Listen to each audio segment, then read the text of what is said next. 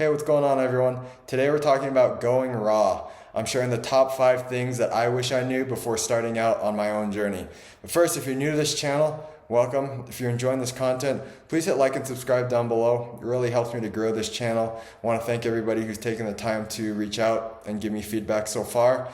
And I'm excited to announce the release of my new Raw Diet ebook. It's completely free. I'll put the link in the description down below. You'll find my top tips and strategies and some of my favorite recipes as well, all in one place. And if you're looking for a more structured program with some more guidance and support, I want to invite you to come along and join us in the 30-day raw food challenge. I put everything I've learned over the course of my journey into this program to help you transition to a fully raw diet in just 30 days. So I'll give you some more details at the end of this video, but for now, just know that the challenge begins at the end of the month, and for a limited time, I am offering a discounted price for that. So check it out before the price goes up, and I hope to see you there. All right, so let's jump into the video. Maybe you're feeling called to adopt a raw diet, but you don't really know where to start. Maybe you have your doubts if it's sustainable, if it's healthy, if it's doable, or maybe you've tried it in the past and it didn't work out for you at that time in your life. And if this is you, I've been there. And I'm gonna be honest with you, for most of my life, I thought vegans were the root of all problems in this world.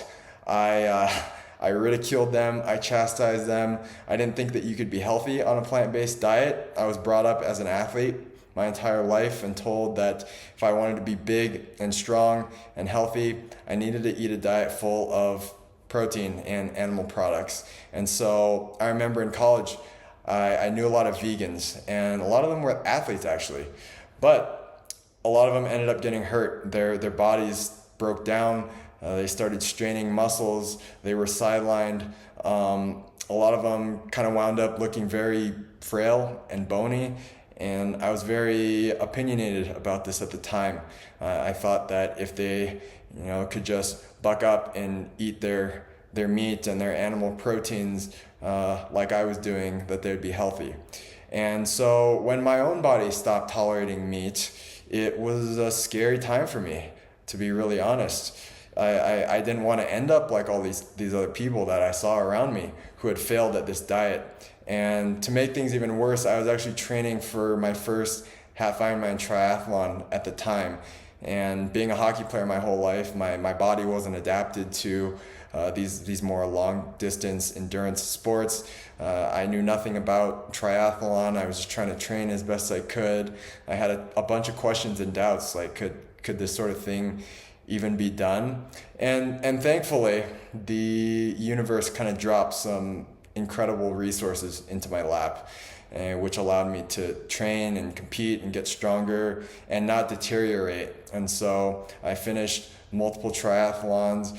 It allowed me to also experience the incredible health benefits and the breakthroughs that I've talked about in some of my other videos as well. And so that's what I want to share with you today: how to succeed on a raw plant-based diet.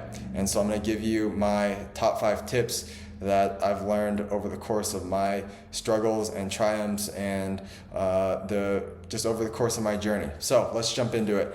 Number 1 is actually the mindset aspect. So number 1 is do it for the right reasons. And I think ultimately this is the reason that so many people fail. Maybe they see something on the internet or a Netflix documentary, and they decide, I don't want to eat meat anymore. But that's kind of the depth of their decision. And they try it, it's hard, and then they decide, I don't want to do this anymore. And they kind of fall off the wagon. But this is just a sign, I think, that their motivation wasn't meaningful enough. It wasn't deep enough. And as a rule of thumb, the way our mind works is we will always move towards what we perceive to be beneficial and safe, and we will move away from the thing that we perceive to be dangerous, threatening, unsafe. And so when people, and I'm sure you've experienced it yourself, just like me, where we kind of do this thing and self-sabotage. We say we want something and then we stop ourselves from doing it, and we self-sabotage. And that's just a sign that the motivation is not superseding the fears and the doubts and the old patterns that we've been stuck in our whole life. So if we want to succeed, we need to get clear on why it is we want to succeed, so we always have that motivation. And this decision to be conscious of diet, and especially in extreme diet, kind of like this raw diet, it needs to be a very carefully thought out decision. It needs to be a soul level decision that you have really considered and reflected on and decided, I want to go all in. Because I can tell you, in my experience, it is a body, mind, and soul experience. Early on, I thought it was just going to be the physical effects that I would see in my body and my surface level health, but as I came to find out, it wasn't long before the mental aspects and the emotional healing and the spiritual insight started to kind of unravel. And this is the journey that I'm still on. It just keeps going deeper and deeper and deeper. And so before we undertake this journey, I think it's important to know that, and to know that we're going to experience real change and real transformation, and it will be worth it, but it may be challenging at some time. And when those hard times come, it's the why, the motivation. When we're clear on our why, we'll always find a way how. We'll always figure out a way to do it. And so get clear. What kind of change do you want to see in your life? Visualize this new version of you, this healthy version of you. What kind of health benefits are you experiencing in your life? How is this allowing you to go out and be the best person in your family, in your community? So that's number one. Number two is fall in love with fruit. Our diet, I believe, should be centered around fruit. The way I've come to understand it is fruit is kind of nature's agreement with human beings. It's the part of the plant that nature designed for us to consume. The plant kingdom would give us this healthy, nourishing, refreshing piece of food in response for us dispersing the seeds of the plant and kind of proliferating life in that way. That's the circle of life. And so even babies, I think, know this, that if you put a fruit and a vegetable in front of a baby, they will always choose the fruit. They'll choose the sweet thing. We all like sweet things. I think we just, in our modern day, we eat the wrong sweet things. But fruit is delicious. There's tons of other benefits as well. For one, they're incredibly calorie dense, so it provides us with the carbohydrates and the energy that we need to fuel our body throughout the day. Vegetables are great. They got a lot of nutrients, but they just don't provide that same energy. And they actually, when I tried it, I noticed that it felt like it took a lot of energy to digest, especially when I tried cooked vegan. It just felt like when I would eat my meals, it was almost taking more energy for my digestive system to break that down than the actual energy I was getting from the food. And then even with raw vegetables, so raw vegan with a lot of raw vegetables, they just didn't digest the same as fruit for me. And that may differ in your experience, but I kind of just felt like a koala munching on leaves all day, never really satisfied. And until I found fruit and I started centering my diet around fruit. Another thing, fruit is incredibly hydrating.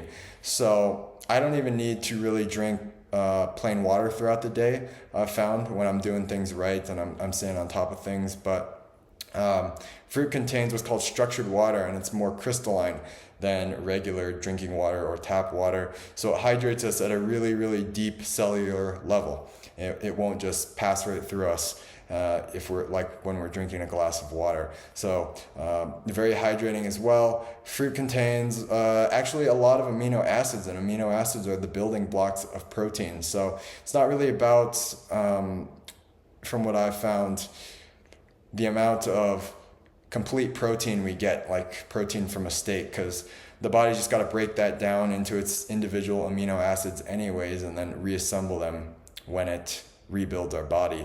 And so when you're eating fruit, you're getting a lot of amino acids. It's important to get a wide variety of fruit, so you're getting that diversity in your amino acids, but you are getting the building blocks to build your cells when you eat fruit. And you're also getting the enzymes in the fruit that your body needs to digest the amino acids. And this is a big thing with fruit and raw food in general, is that enzymes are life, pretty much. We need enzymes for all chemical reactions in the body. And when we heat food and cook it, it kills the enzymes in the food that our body needs to break it down. And so raw fruit is sort of this self-digesting superfood where you're getting your spread of amino acids and you're getting all the enzymes you need to break that down and send it in your body to the places where your body needs to repair. So these are just a few of the amazing benefits of fruits. And the way to do this, in my experience, is that you practice a technique called monofruiting. And monofruiting is essentially you eat one at a time, one fruit at a time, because foods just tend to digest best this way. The body, when it sees a single food, it really knows what to do with it. It'll see that these are oranges, and goes in, it digests, it goes into your blood sugar, it gets out into the cells, and you're done in 10, 20, maybe 30 minutes tops. But when we start to mix foods, especially when we mix heavier foods, like if I were to mix bananas or dates or avocado with those oranges, that's when we start to back up the system. It gets clogged. The nutrients can't get into the blood and out of the blood as fast. So we start to see these blood sugar spikes and imbalances. Our digestion kind of slows. So generally speaking, one food at a time is the best way to ensure super fast, super efficient digestion. Today, for instance, my monofruiting, I started the morning with grapes, like 3 pounds of grapes. That was breakfast. And now I'm filming this video. I'll probably work out after this, and then I'll probably do a bunch of mangoes. That'll kind of be lunch. And then for dinner, probably 10, 12, 15 bananas. And that might be a day for me. Maybe I'll do a little snack later, but that would be a pretty typical day on this monofruiting. So one at a time, when you can, digest a lot better. The body responds in a really remarkable way, and I think you'll feel it if you try it. So number 3 is just eat enough. And this is, I think, the biggest pitfall that I see when people try to adopt this diet. It's something that I struggled with early on too, mainly because it feels so unnatural to eat 15 bananas. I don't think that's a normal thing for any of us. And so it does feel strange. You do get full in a very different way, but at the end of the day, that's what we need to get the energy and the calories and the nutrients. It's just a very different diet. And generally, what I tell people is, when you're starting, eat until you're stuffed, and then try to top it off and eat a little more. You want to eat until the point where food doesn't really even sound that good. Like, you don't even want to think about food, because that's when we start to give into the cravings, and we eat that cooked food that's sitting in the fridge, or that our family members eating. And if you eat a lot, you stuff yourself, you won't even be worried about food. So the stomach really, our stomach will adjust over time. We're very used to eating something small and calorie dense, like a juicy burger that's like that big and feeling full. But when we eat fruit and raw foods, we actually need large volumes, which is kind of uncomfortable to the stomach, because the stomach hasn't learned to expand that much. But over time, as you kind of train yourself, your body will adapt. It'll start to feel natural. It won't feel as forced. And so make sure you're eating enough. Number 4 is to focus on progress and not perfection.